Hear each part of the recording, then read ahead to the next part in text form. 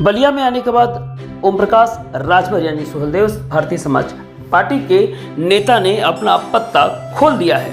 कभी भाजपा के साथ गठबंधन मजबूत करने वाले ओम प्रकाश राजभर ने 2022 के विधानसभा चुनाव में सपा का दामन थामा था। इस बीच विधानसभा चुनाव में मिली समाजवादी पार्टी को करारी शिकस्त के बाद जहां अखिलेश और ओपी राजभर के बीच तलाक हो चुका था, वहीं अब फिर से राजनीतिक कुनबे के छाये में आने को बेताब है। कारण 2024 के लोकसभा चुनाव में अभी तक ओपी राजभर को न ही विपक्ष के द्वारा पूछा जा रहा है और न ही भाजपा द्वारा कोई ग्रीन सिग्नल मिल रही है। इस बीच गाहे बगाहे भाजपा और विपक्ष दोनों को साधने वाले ओपी राजभर ने मायावती के साथ बैठने का मन बना लिया है। इस बीच 3 दिन पहले आए मऊ में आए ओपी राजभर ने जहां बसपा का गुणगान किया था, वहीं मायावती को भी विपक्ष की एकता की सीख दे डाली थी।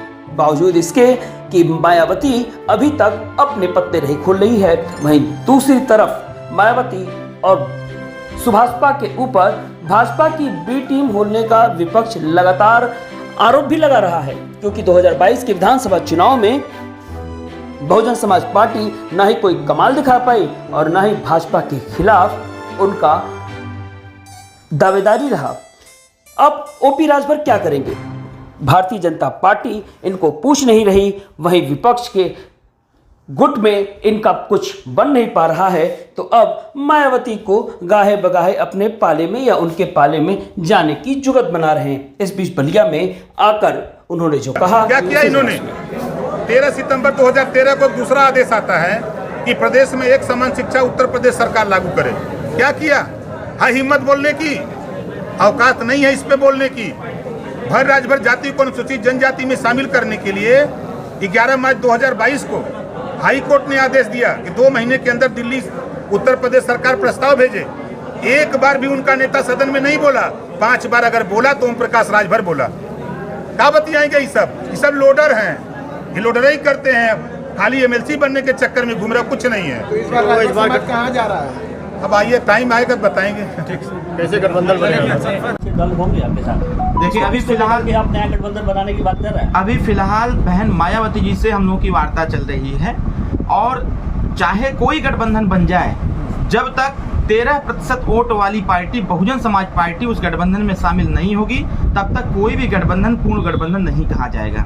उत्तर प्रदेश की पॉलिटिक्स में 4 खंड में अगर जो हम लोग देखा जाए तो चारों खंड में अलग अलग पार्टियों का अपना अपना प्रभाव है। पूर्वांचल में हमारा प्रभाव है, मध्यांचल और पश्चिमांचल और बुंदेलखंड में बहुजन समाज पार्टी का प्रभाव है, समाजवादी पार्टी का प्रभाव है। और इधर आपके जैसे ही इधर बनारस, सोनभद्र, मिर्जापुर, इलाहाबाद, कानपुर पढ़ेंगे तो उधर अपना दल का प्रभाव है। तो उत्तर प्रदेश में जब तक संयुक्त रूप से सारे पार्टी के लोग एकत्रित नहीं होंगे, तब तक भारतीय जनता पार्टी को मात देना बड़ा मुश्किल है। एनडीए अलग लड़ रही है, दूसरा जो गठबंधन है विपक्ष एकजुट हो रहा है और उस विपक्ष के साथ आप और मायावती खड़े नहीं हैं। तो क्या माना जाए कि विपक्ष अलग लड़ेगा, बीजेपी अलग, एनडीए अलग लड़ेगा और आप और मायावती एक साथ अलग चुनाव लड़ेंगे?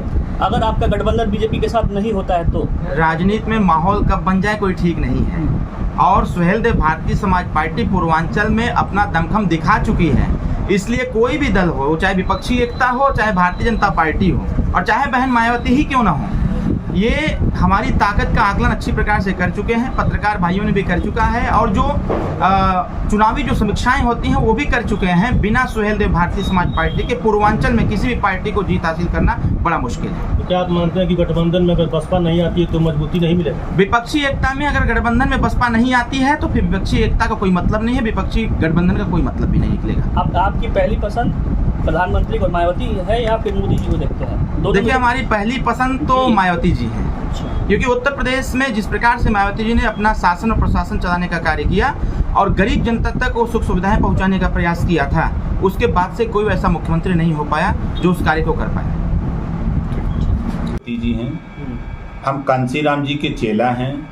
कांसीराम जी ने कहा था कि दलित प्रधानमंत्री बनना चाहिए, सामान्य वर्ग हो गया, पिछड़ा हो गया तो दलित का नंबर है।